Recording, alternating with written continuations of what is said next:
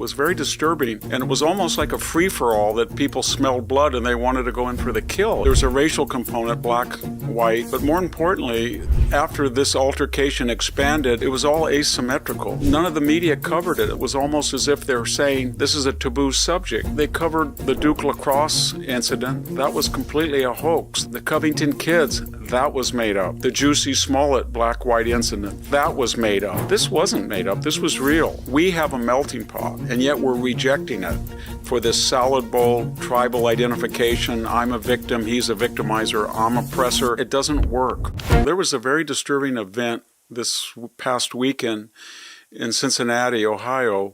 There was an altercation between two males, apparently. Things were said. We don't know what was said. We don't know if anything untoward was said. But they developed, that altercation expanded. And what was disturbing of it, there's a racial component, black, white. But more importantly, after this altercation expanded, it was all asymmetrical. The black group was much larger than the white group. It was much younger. Most of the people were males, maybe 50 or so. Most of their attackers in the second part of this altercation were young and black. More importantly, once people hit the ground or were sucker punched, people from the crowd came in, stomped on them, body slammed them, and it was almost like a free-for-all that people smelled blood and they wanted to go in for the kill. It was very disturbing.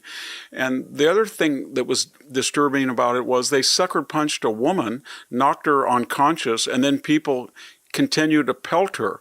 More importantly, there were women, black females that joined in this ruckus like it was a celebration. They were stomping people on the ground.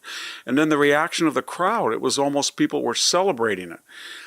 And what was the reaction to law enforcement? They said they're going to investigate the people who were involved, but I guess a lot of the reaction is that none of the media covered it, at least the legacy media. It was on Fox News, the New York Post, etc., but not in the legacy media. It was almost as if they were saying this is a taboo subject.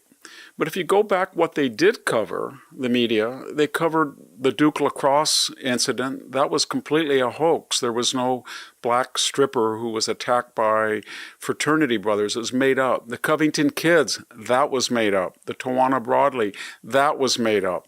The Jussie Smollett black-white incident, that was made up. The George Zimmerman a lot of that was made up. The hands up, don't shoot, that was made up. This wasn't made up. This was real. And when you look at it, you want to know what's happened to our country when people would see middle-aged people on the ground, and then young people who were outnumbered them would go in and try to destroy them, kill them, beat them up with no consequences. And then people who were filming it were laughing at it.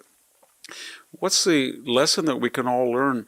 I think this country is a multiracial democracy, but when you look at other multiracial large democracies, India, Brazil, they don't work very well. And the reason they don't work very well, they don't have a melting pot. They have a caste system or they have a tribal system. We have a melting pot, and yet we're rejecting it for this salad bowl, tribal identification. I'm a victim, he's a victimizer, I'm oppressor, he's an oppressed. It doesn't work. And what the result is, when you give messages to people that there are no consequences or that there is a justification for violence, and apparently people in this brawl thought that if they went in and stomped somebody on the ground of an opposite race, that they would be protected or they would not be prosecuted. It was similar to what these epidemics of looting and shoplifting are in our big blue city municipalities and stores. But the lesson for all of us is no one is exempt from the law. This is the year 2025. We're a multiracial society. We're 65 years past the civil rights legislation, and it will not work if you have a tribal identity where you say that your race, your gender, your sexual orientation, your ethnic background is essential to who you are rather than incidental. And we saw an example of that in Cincinnati. What needs to to happen, the police need to identify every single person, white or black, who sucker punched somebody. And in this case, it was almost entirely black in the aftermath of the original altercation. Sucker punched somebody, stomped them on the ground, tried to hurt somebody who was a victim and defenseless, tried to beat up a woman and laughed about it and filmed it.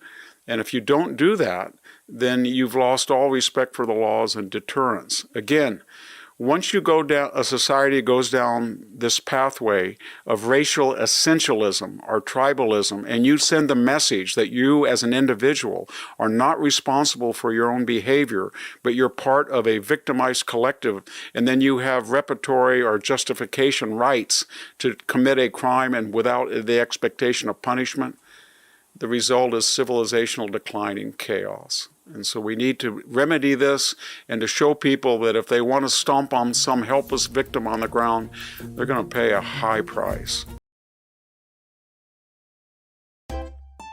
If you enjoy this content, please consider subscribing to my channel to stay up to date with future videos. Thank you for watching.